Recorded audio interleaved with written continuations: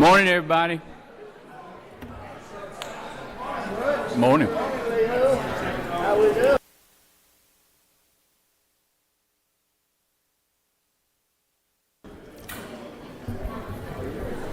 Morning, everybody.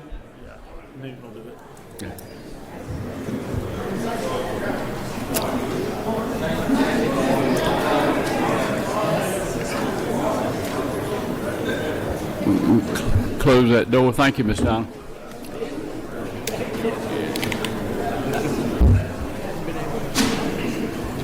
Morning, everybody. Happy Monday. Glad to be back. We'll call the meeting to order, and we'll recognize Chairman Stevens to open us up with a word of prayer, please. Let us pray. Most kind and gracious Heavenly Father, lead us in these final days as we head towards the end of our legislative session. Lead us and guide us. All these things we ask in our precious name. Amen. Thank you, Mr. Chairman.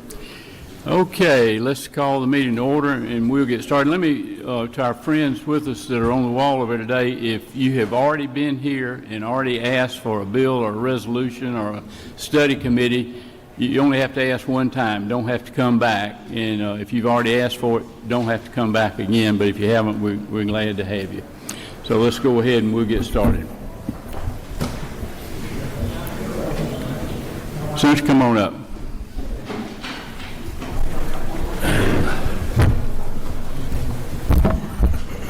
Thank you, Mr. Chairman and committee. It's always a pleasure to be here. I'm bringing you Senate Bill 500. It's 3 down from the top of page 4, and it is legislation to help the Georgia Board of Healthcare Workforce. They have a database that they use to manage and gauge the number of healthcare providers that we have all across the state, in every part of the state. And basically what this bill does is it increases the number of medical licensees that participate in this database by 10 to give a broader view of different types of specialties all across the state. The information that's collected is not personal. It's primarily about the provider, the type of practice, the insurance that they accept, et cetera, et cetera. So this information be used by the legislature, by the governor, and by the agencies to help make sure we have health care providers where we need them. Okay, you got a question? Okay, Chairman Hawkins has a question for you. Thank you, Mr. Chairman. Senator, I'm surprised we don't do this already. This is more of a common sense bill that is going to really help us zero in on our residencies and where to send them and where to entice them to go. We don't send them, but maybe help them get there. Absolutely. That's a good bill. Thank you. Thank you very much. We do. They do have an established database, but this increases it by about 2 times. Okay. Don't see any more questions.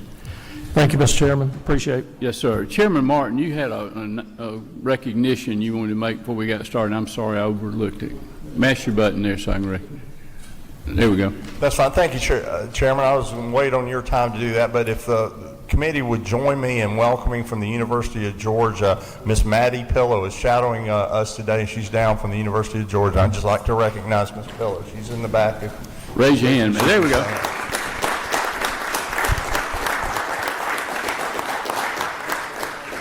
Glad to have you with us. Go Dogs. Okay. Mr. Chairman, come on. Thank you, Mr. Chairman, and go Dogs. Yeah.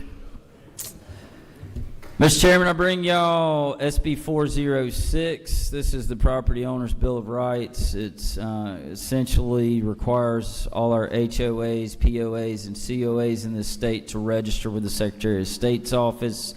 It creates an administrative hearing process. It offers a Bill of Rights, and then it cleans up the foreclosure process. Okay. Don't see any questions. All right. Thank you. Yes, ma'am. Good morning, Mr. Chairman. Good morning, committee. I bring House Resolution 952, first page, 5 down. This is proposing a House study committee on the risks associated with hair straightening products and healthcare outcomes. Okay. Thank you, ma'am. Don't see any questions. Thank you, sir. Thank you. Yes, sir, Mr. Chairman. Good morning, Mr. Chairman. On page 4, I have SB 542. It's a piece of legislation that creates an offense when a clergy member commits sexual offenses against members of their congregants. Appreciate all the help with the House side on this.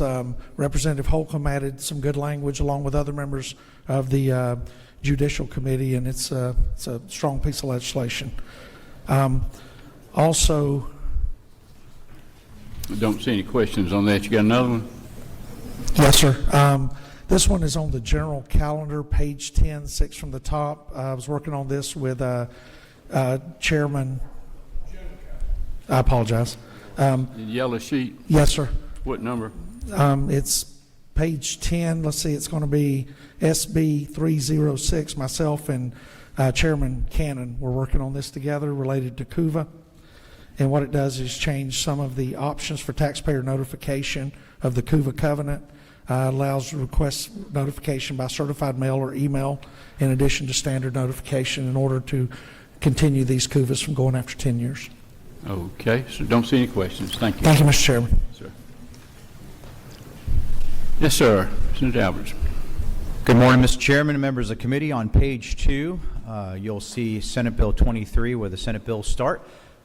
The actual original language for that bill passed last year, and this has been used for very important House priorities, which Chairman Carson could probably update you on. I'm not exactly sure what it is right now, to be candid with you, but I'm sure it's important, and I'm glad to support it. Right below it is Senate Bill 27, which is the crime of doxing. I want to thank the House Judiciary Committee for helping us perfect this legislation. It will keep people safe in this new and scary environment where technology is pointing out where people are and will bring harm to them. Okay, don't see any question on either one of those. Thank you so sir. much. Yes, sir. Mr. Senator Calhoun. Thank you, Mr. Chairman. I have several of them this morning, beginning on page 3, second from the top, Senate Bill 254. This no longer has anything to do with hemp. It's been perfected by my partners in the House of Regulated Industries. It now closes a loophole on the COAM machines that were manufacturers were sort of making a hybrid of the Type A and Type B, Class A and Type B machines to circumvent essentially paying their taxes to the lottery board, and that closes that loophole. I do fully support that bill. Okay, don't see any questions on that All right. one. Got another one? Moving on to page 4 towards the bottom, Senate Bill 604.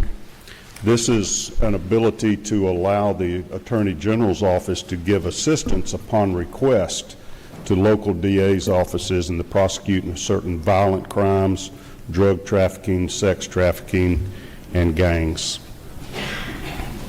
Okay, don't see any questions. Senate Bill 605 is a modification or adds additional grounds for prosecutor misconduct to include a requirement to comply with the Victim Rights Act, to notify victims when there's a charge that from their perpetrator is coming to court, to give them a chance to know about it and come to court and be heard.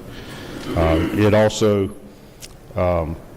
adds that you have to comply with open records laws and the ethical standards adopted by the Commission and by the State Bar of Georgia. A lot of input from the prosecutors in the formulation of that. I think it's non-controversial. And finally, Senate Resolution 23, I think it may have been on your calendar before. That is an Article 5 convention for the purpose of limiting the terms of congresspeople. Doesn't set the length of the term. It's defined only that single issue if an amendment convention was held. And I would point out that Georgia has a Delegate Limitation Act that requires a delegate to comply strictly with the instructions given by the General Assembly, so there's no fear of a runaway convention or anything like that. It would be limited to just that one single subject matter. It does not specify the length of or number of terms that there would be limited. That would be determined by the convention. Okay, have a question, Chairman Hawkins. Thank you, Chairman. I'm getting a lot of emails on this one, and they're claiming that they cannot limit the constitutional convention, and they're sending me Article 5 of the Constitution. Can you help me with that? I can help you. I've helped quite a few colleagues do that. And well, first of all, it takes two-thirds of the states to propose an amendment convention. So that would take 34 states. If two-thirds of our states want to at least discuss the subject matter to try to reach an agreement to propose an amendment, it would then have to be ratified by 3/4 of the states. So 38. But what I was just referencing, our Delegate Limitation Act in Georgia, we passed this many years ago. Now it was like 2014. To assuage people of that concern in Georgia, it is a crime if you do not follow the instructions of our legislature. You may be recalled from a convention, and you can be prosecuted, and you can be replaced if you were to vary from that single subject matter. Okay. So how about the other states? Do they have similar legislation? Many of them do. I don't think they all do, but quite a few have followed that to address that particular concern. That's a good answer. I'll use it for these emails. Thank you. I can provide you that code section. Okay, Representative Evans, did you have a question? I'm sorry. Chairman Williamson? Thank you, Mr. Chairman. Senator Counselor, would it be a fair analogy to say that when we're addressing the concerns of a, quote, runaway convention, isn't our electoral college, the way we send our electors for presidents, U.S. presidents, isn't it a very similar structure that electors are sent with express instructions to vote for a presidential candidate of that party's choice? But in the history of the Republic, we've never had a runaway electoral college. That is true. Is that a fair analogy? It is an absolute analogy, exactly the same. Our delegates would be bound to honor the instructions of our General Assembly. And further question, if I may, isn't it a fact that it would still, even if you had this mythical runaway convention, it would still require 38 states to pass any amendment? That's right. When 38 states agree, isn't it fair to say it probably needs passing? Absolutely. Thank you for your efforts. Thank you. Whip Park, do you have a question? Thank you, Mr. Chairman. Yes, sir. Senator Counselor, is it not true that the only historical precedent for an Article 5 convention is the 1787 Philadelphia Convention, which ended up pretty much being a runaway convention? No, well, first of all, yes, that was the first amendment of the Articles of Confederation. It was called with the recognition that it wasn't working. It was too decentralized, and it was called for the purpose of reworking the Constitution. It wasn't to simply have an amendment. So that is not really an analogy of this process on Article 5. The Article 5, either two-thirds of Congress can present an amendment to the states, like the Equal Rights Amendment, I think may have been one of the last ones, and then 3/4 have to ratify, or else the states can do it themselves if Congress won't. And I mean, this is a classic situation where Congress is not going to limit their own terms of office. I'm more focused on the balanced budget amendment, which I think we now have a $40 trillion deficit. It's very clear that Congress is not living within its means, and we need to impose some limitations there if we can. We'll be hopefully coming back with that sometime soon. Senator, one more additional question, if I may. Senator Counselor, can you cite any Supreme Court cases or just any additional legal precedent that states that any sort of state efforts to constrain an Article 5 convention, which is something Congress would call, not a state legislature, that whatever Georgia passed previously would withstand legal scrutiny? There has not been a Supreme Court case. It's in the Constitution, the process, but we haven't had an amendment convention.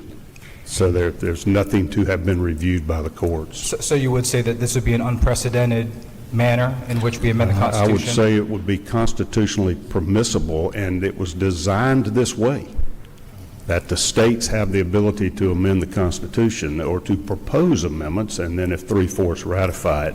So I don't believe this is something radical. It's embedded in the Constitution. Article 5 is towards the top. Thank you. Thank you. Okay, don't see any other questions, Senator. Thank you. Sir. Pleasure to be with you, Mr. Chairman. Yes, sir. Senator Dixon. Good morning, Mr. Chairman. The first one I've got on the last page, page 5, the second from the bottom, SB 446. This is a student scholarship tax credit. It's a federal tax credit. Folks that decide to donate to it would get a dollar-for-dollar federal tax credit back. They could do that. Couples could do that up to $3,400 a year. Students that are granted these scholarships, they can use it for tuition, books, transportation, etc. The governor opted to send to this. This would codify it in law. Worked with Representative Hilton, perfecting the bill in House committee, loosening up the language because the federal government has not issued their language on the guidelines yet. And so the way we've got it set up now, when they issue it, we'll adopt exactly what the federal government issues. Be happy to answer any questions, Mr. Chairman. Okay. Brooke Park, do you have a question? Okay. Thank you, Mr. Chairman. Senator Dixon, is it not true that Fulton County, one county, has essentially more private schools than 113 rural counties combined? I don't know the answer to that, so I would have to lean on you on that one. But what I would say to that is what we're hoping with the federal language, we're hoping that it is widely tailored, that public school, private school, charter schools, all students could use that and utilize it. So my understanding of this bill is that the money follows private school infrastructure, in which essentially, you know, along with one metro Atlanta county having more than 113 rural counties and 60 of Georgia's 113 rural counties having 0 private schools, is it not true that this is essentially rural counties subsidizing metro Atlanta counties with respect to education? That would not be true. As far as the facilities, I do have a bill dealing with charter school funding facilities, creating a revolving line of credit for them, but that's a separate bill. This is open to, these organizations could operate throughout the state. Thank you. Pro Tem has a question. Yes, Mr. Chairman, I had a question. Just to put the number of private schools in perspective, is it not true that over 400 private schools are participating in our newly implemented voucher program? That is true. Is it also not true that Fulton County's million population, which is 10% of the state's population, represents population exceeding half of the counties if added together in the state? That is true, Madam Pro Tem. Thank you. Okay. Don't see any other questions. You have another one, you said? I have one that I've presented previously on page 3. I don't know if you want me to go over that again or... If you've already asked for it, that's fine. Okay. Thank you, Mr. Chairman. That's all I got. Thanks, sir. Okay. Any members of the committee have a request? Okay.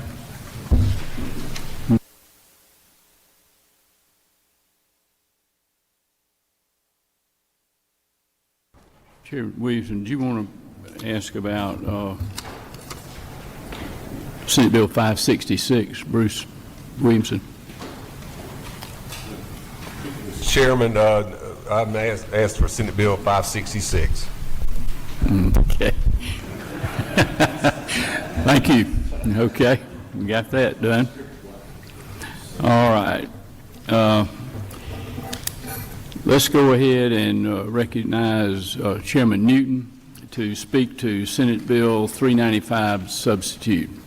And by the way, congratulations on your match. Thank you. It's good to get it done. Thank you, sir. SB 395, you'll see it on page 3, about 5 down on page 3. The original bill deals with tightening up the role of DPH and the Georgia Composite Medical Board working together on our medical cannabis rules. What we've added to it, and that's been presented before, what we've added to it is in Section 2 is House Bill 154. That's a policy that's passed the House twice, nearly unanimously, and it deals with declaring that EMS is an essential service, not regard to insurance payment or in-network or out-of-network, but just simply to allow them to apply for grants that are available for essential services. And once again, that's language that is passed House committee and the House twice.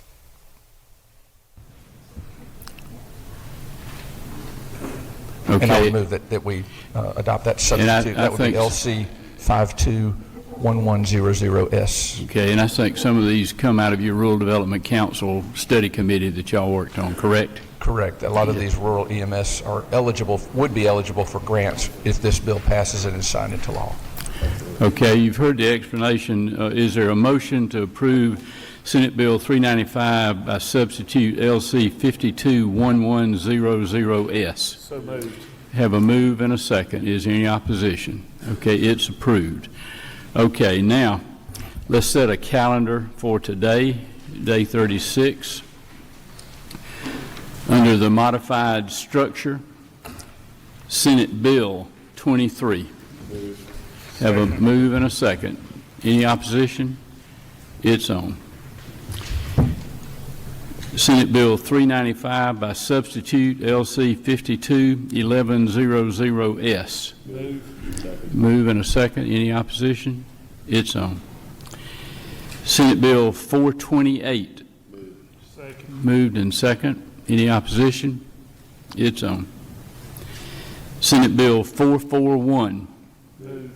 Moved and second. Any opposition? It's on. Senate Bill 443. Moved and second. Any opposition? Have an objection. All those in favor of wanting to put Senate Bill 443 on, say aye. Aye. Any opposed, no. It's on. Senate Bill 485. Moved and second. Any opposition? It's on. Senate Bill 500. Moved and second. Any opposition? It's on. Senate Bill 542. Have a move and second. Any opposition? It's on. Okay, now under structured, Senate Bill 566. Moved and second. Any opposition? It's on. Okay, that will be our calendar for today as of this moment. Rules meeting, our next rules meeting will be Wednesday morning at 9 o'clock. Thank you all. We're dismissed.